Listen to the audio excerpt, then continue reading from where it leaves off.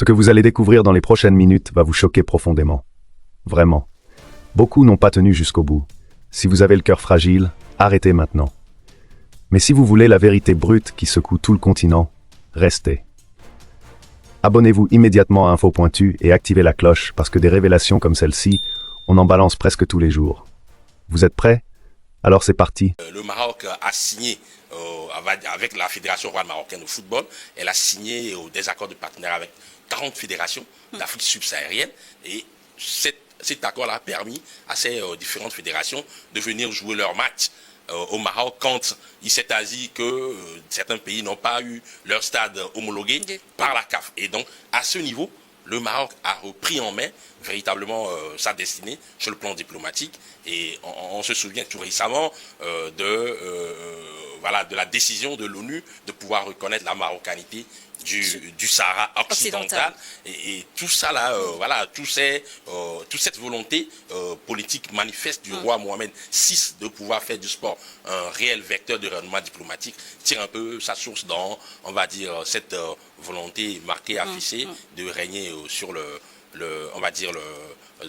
Sahara occidental et d'être un pôle attractif pour le sport. Pour le sport sur le continent. Paris gagné, on va dire, pour le Maroc, qui a donc accueilli la CAN. Et c'est pas encore fini, parce qu'il y a le mondial également qui passera par là. Tout à fait, parce qu'il faut dire que l'organisation de cette CAN est le réceptacle de tous les efforts qui ont été consentis par le Maroc sur les 2 dernières décennies à travers les investissements colossaux sur le plan des infrastructures sportives, parce que les stades qui ont accueilli cette Coupe d'Afrique des Nations, faudrait-il encore le rappeler, jamais on a eu ça auparavant, on a eu de grandes organisations. Auparavant, l'Afrique du Sud a organisé la CAN, la Côte d'Ivoire tout récemment, mais en termes d'infrastructures de qualité, les 6 villes qui ont accueilli cette compétition ont brillé de mille feux à travers leurs infrastructures d'envergure internationale au standard FIFA. Et le Maroc, qui depuis 1994 candidate pour pouvoir abriter une Coupe du Monde, va véritablement réaliser son rêve avec cette organisation tripartite avec le Portugal et l'Espagne en 2030.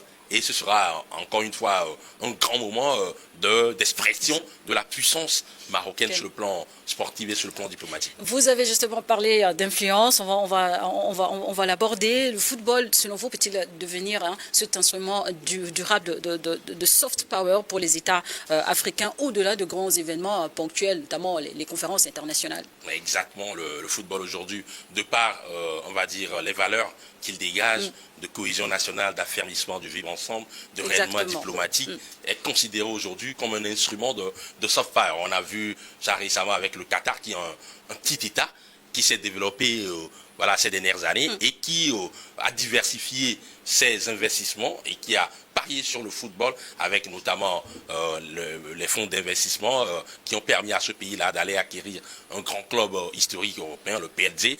Depuis 2011, on voit aujourd'hui ce que c'est que le PSG et le Qatar qui a organisé la Coupe du Monde 2022, qui pouvait parier il y a cela 40 ans quand ce petit pays du Golfe pourrait organiser petit par la taille géographique, mais grand par ses hommes et par ses ambitions. Ils ont eu à réussir cela et ça matérialise clairement le fait que le football aujourd'hui est un puissant vecteur outil de soft power et le Maroc également rentre dans cette dynamique-là. Alors, le pays venait de sortir d'une crise sociale avec la Gen Z, on s'en souvient, mais quel rôle cette compétition a-t-elle pu jouer, surtout pour calmer les esprits surtout des jeunes?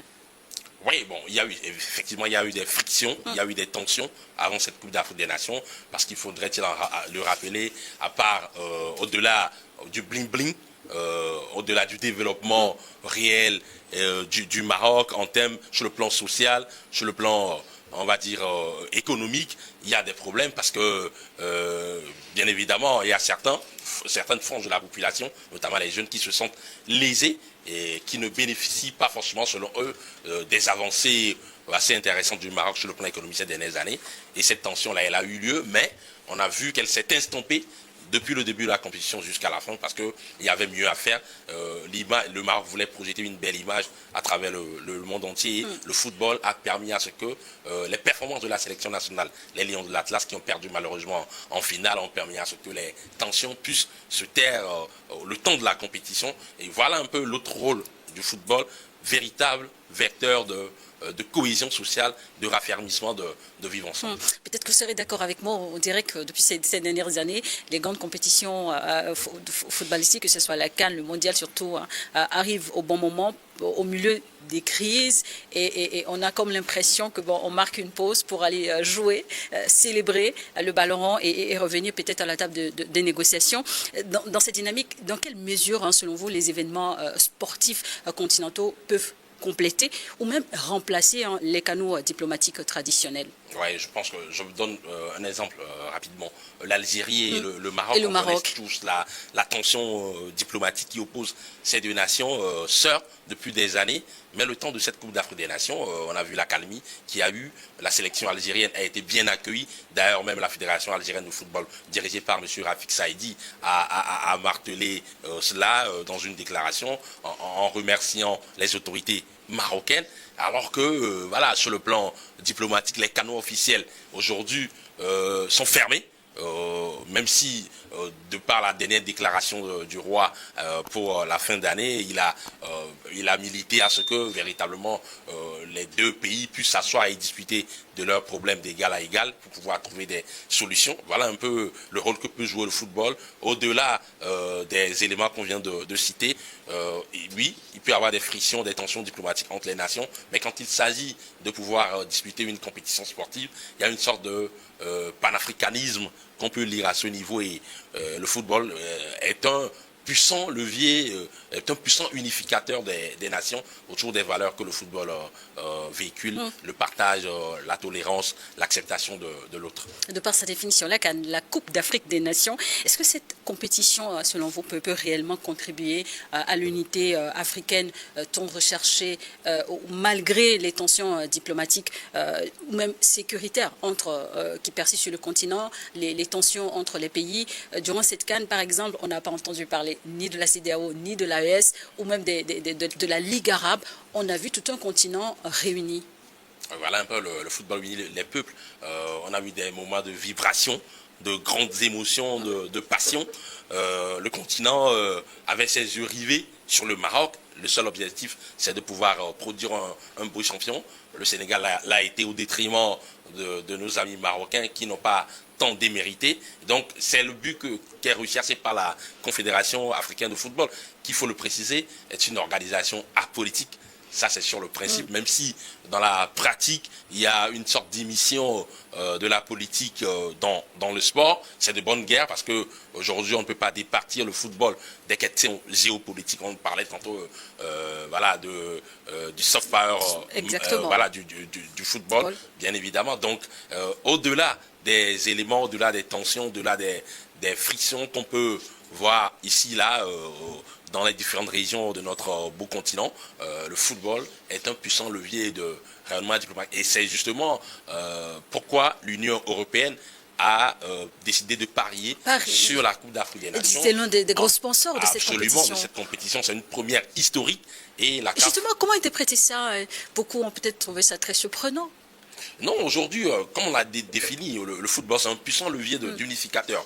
Rayonnement diplomatique du continent, et à travers le football, il peut avoir, on va dire, un tant soit peu des apaisements. Et donc l'Union européenne, avec le travail de l'administration de la CAF, a décidé de pouvoir soutenir l'Afrique à travers ce sport favori. Et pour vous, quels étaient les grands moments de cette compétition, pour vous personnellement? Les grands moments, d'abord, on va dire... c'est le Sacre du Sénégal, la deuxième étoile. C'était pas facile, ils ont fait preuve d'abnégation, de don de soi, de résilience dans un contexte hostile. Bien évidemment, c'est tout naturellement parce que le Maroc n'avait plus organisé cette Coupe d'Afrique des Nations depuis, on va dire, plus de 5 décennies et l'a plus remportée. Ils ont perdu une dernière finale. Avant cette finale-là, en 2004, c'était en Tunisie et c'était pas évident.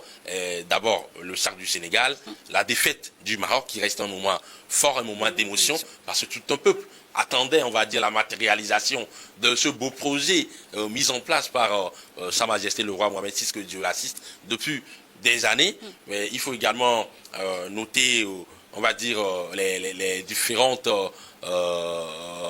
équipes. Non, pas équipes problématiques qui ont émaillé, qui ont jalonné cette Coupe d'Afrique des Nations. Mais pour moi, ça reste des épiphénomènes parce que aujourd'hui, quoi qu'on puisse dire, Oui, il y a eu des suspicions par rapport à cette organisation, par rapport à l'arbitrage, mais à la fin, je pense que la raison sportive a primé sur les sentiments.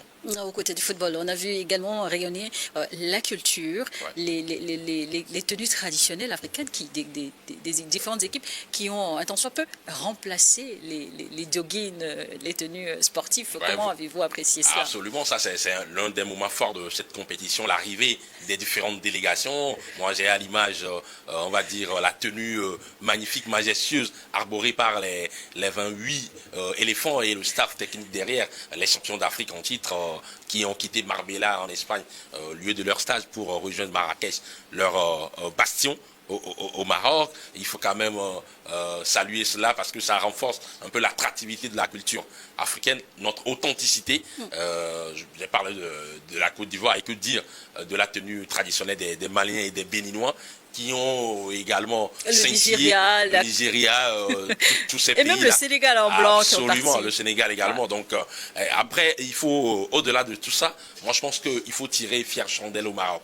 Absolument, parce que regardez tout ce qu'ils font, tout ce que ce pays fait depuis plus de 2 décennies déjà en termes de construction d'infrastructures, en termes de partenariat stratégique renforcé avec les fédérations, ces fédérations sœurs d'Afrique subsaharienne et bien évidemment la qualité, on va dire, de l'accueil, de l'hébergement. C'est pour la première fois, retenez ceci, que des sélections africaines pour une Coupe d'Afrique des Nations ont été logés tous dans des hôtels 5 étoiles et c'est pour la première fois qu'un centre d'entraînement a été octroyé à toutes les sélections. Donc c'est des avancées salutaires, louables, qu'il faut saluer. Choc total, hein? Like si t'es d'accord, commente ta réaction et abonne-toi directement si tu l'as pas encore fait. Active la cloche de notification parce que la prochaine va faire trembler l'Afrique entière. Info pointue, on lâche rien. À demain pour la suite.